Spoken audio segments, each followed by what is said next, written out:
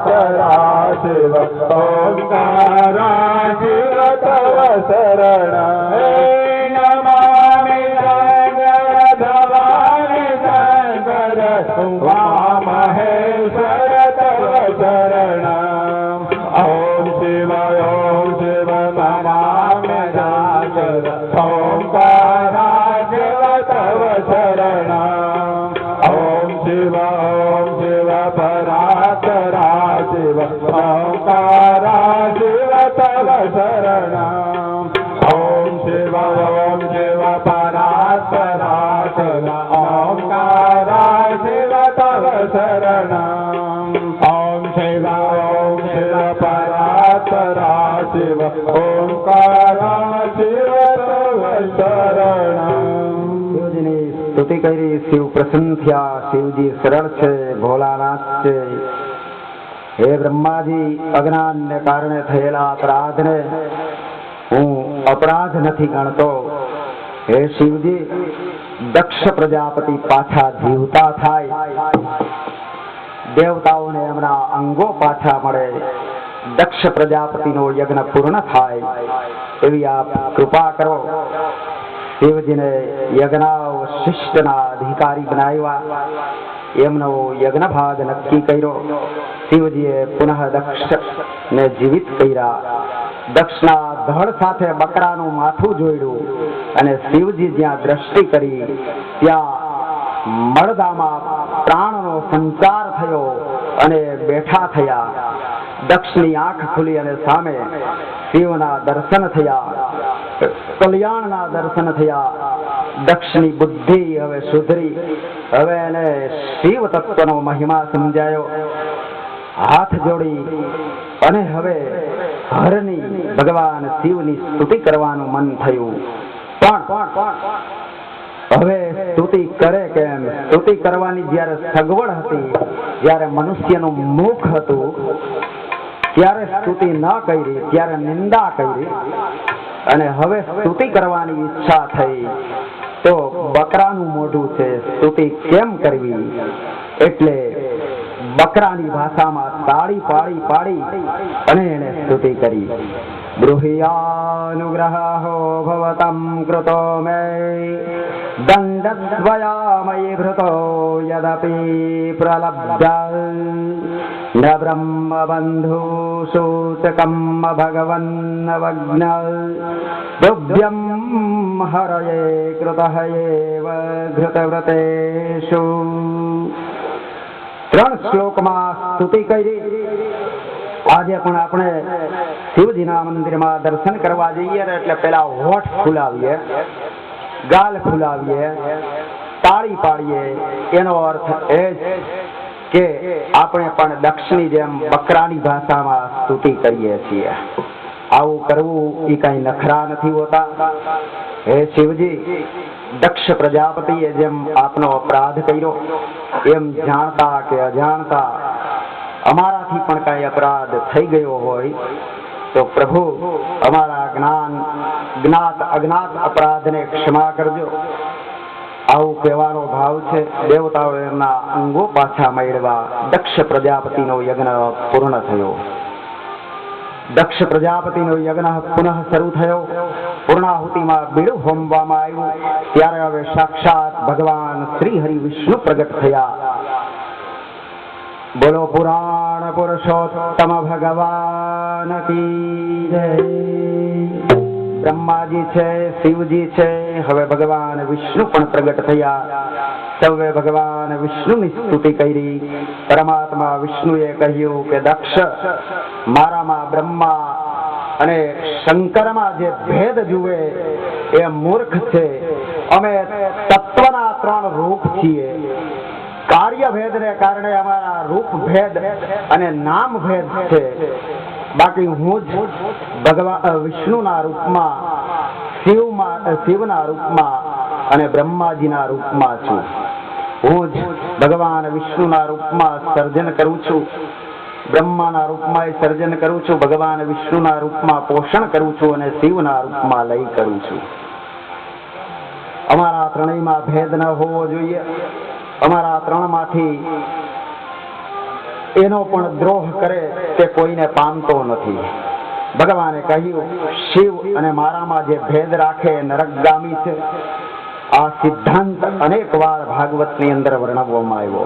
હરિમાં અને હરમાં દક્ષે જે ભેદ રાખેલો એ હવે દૂર થયો. એકનાથ મહારાજે એવો ભાવાર્થ રામાયણમાં હરિહર અભેદ બતાવ્યો છે. સત્વગુણનો રંગ ધોળો છે, તમોગુણનો રંગ કાળો હોય. વિષ્ણુ ભગવાન છે એ સત્વગુણના માલિક છે, એના સ્વામી છે. એમાં સત્વગુણ પ્રધાન છે, એટલે એ હોવા જોઈએ શ્વેત, સફેદ હોવા જોઈએ. તેમ છતાં એમનો વર્ણ શ્યામ છે. ભગવાનનો વર્ણ શ્યામ છે, વિષ્ણુનો. આમ કેમ થયું? શિવજી ગોરા છે અને વિષ્ણુ કાળા.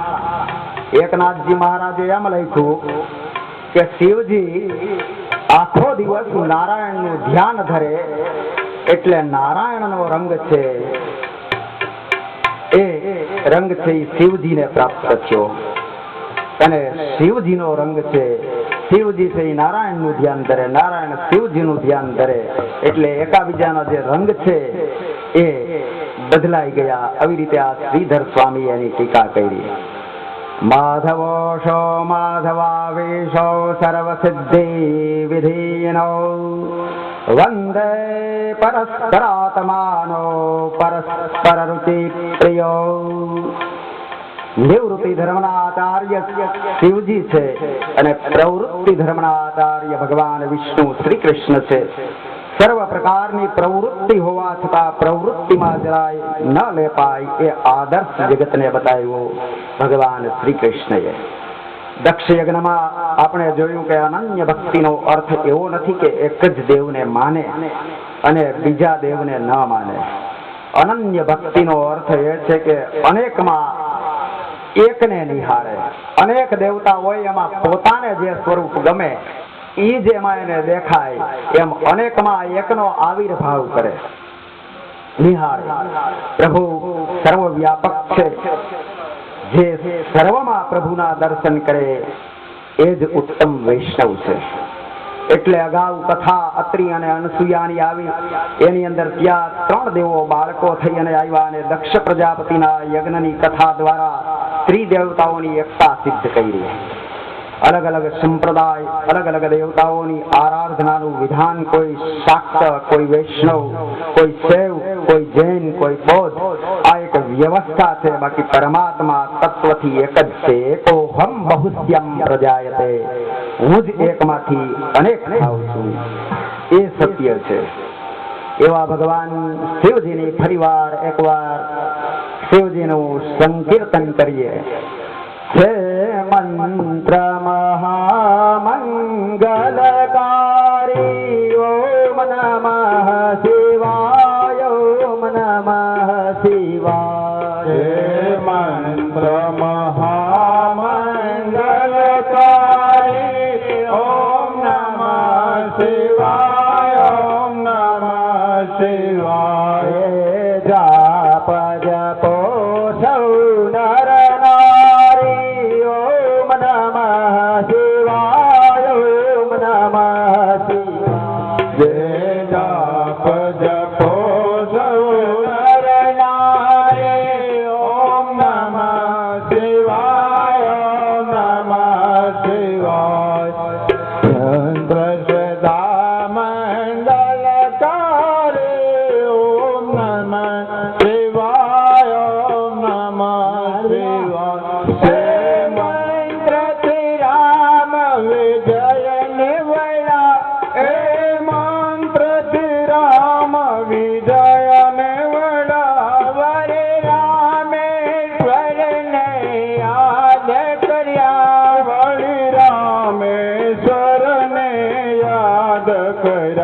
કરી પૂજા શિવને પ્રસન્ન કર્યા.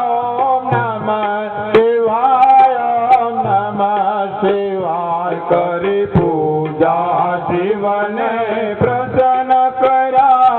ઓમ નમઃ શિવાય, ઓમ નમઃ શિવાય. ગંધર્વો જેનું ગાન કરે, ગંધર્વો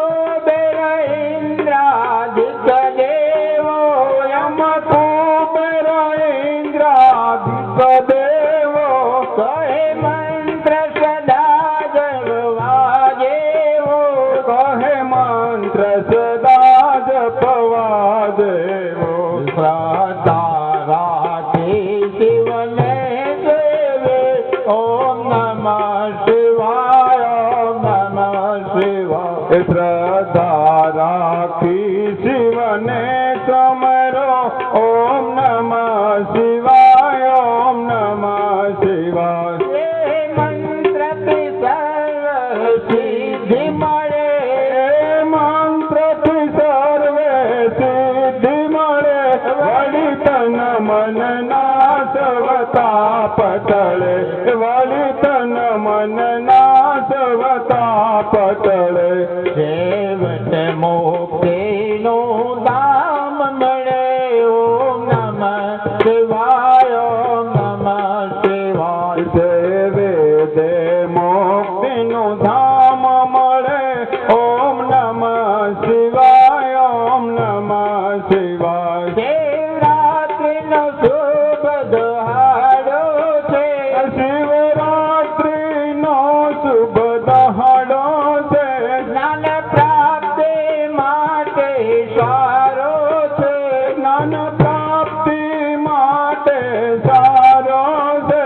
હે પુનિતનો પ્યારો છે, ઓમ નમઃ શિવાય, ઓમ નમઃ શિવાય. તે પુનિતને તે પ્યારો છે, ઓમ નમઃ શિવાય, ઓમ નમઃ શિવાય. શિવ શંકરનો સૌ ધ્યાન ધરો, શિવ શંકરનો સવ ધ્યાન ધરો, મન વાંચિત ફળને પ્રાપ્ત કરો, મન વાંચિત ફળને પ્રાપ્ત કરો. વળી પરમાનંદ ને પરમાનંદ, ઓમ નમઃ શિવાય, ઓમ નમઃ શિવાય. વળી પરમાનંદને પ્રાપ્ત કરો, ઓમ નમઃ શિવાય, ઓમ નમઃ શિવાય. એ મંત્ર સદા સુખકારે, ઓમ નમઃ શિવાય, ઓમ નમઃ શિવાય. શિવાય છે મંત્ર સદાય સુખકારી, ઓમ નમઃ શિવાય, ઓમ નમઃ શિવાય. છે મંત્ર સદા સુખકારી, ઓમ નમઃ શિવાય, ઓમ નમઃ શિવાય. બોલીએ શ્રી ગંગેશ્વર મહાદેવ કી જય. ઓલું પછી એમ થાય કે આ ભગવાને કૈલાસમાં દરેક દેવતાઓ ગયા, ભગવાનની સ્તુતિ કરી, ભગવાને એનું ઈચ્છિત આપી અને ત્યાંથી બધા દેવતાઓને જવા માટે આજ્ઞા આપી કે હવે તમે તમારા પોતપોતાના લોકની અંદર જાઓ.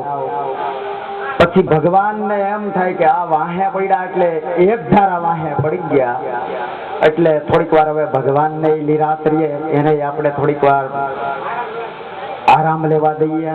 એક ધારા એની પાછળ પડી જાય ઓલા શ્રાવણ મહિનાની જેમ, તો એ થાકી જાય કે એના કરતા, અને આપણે કદાચ થાકી ગયા હોય એવું લાગે છે, એટલે થોડીક વાર ઇન્ટરવેલ રાખીએ, વિરામ રાખીએ તો સારું. શ્રી દ્વારિકાધીશ કી જય, શ્રી ગોવર્ધનનાથ કી જય.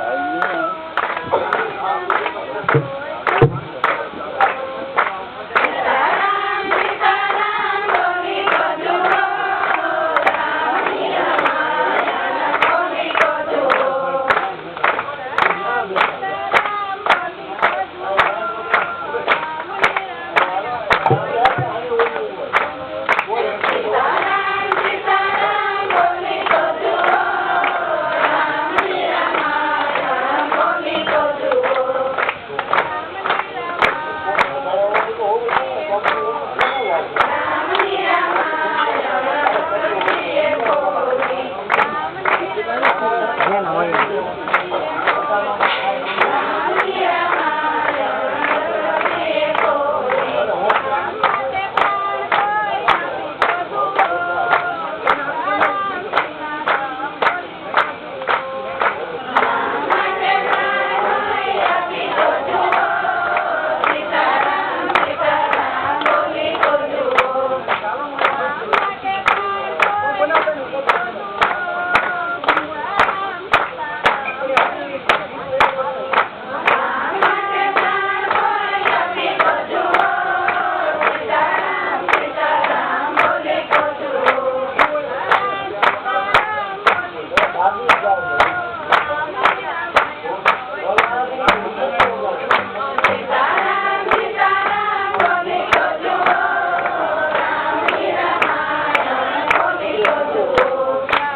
Thank you.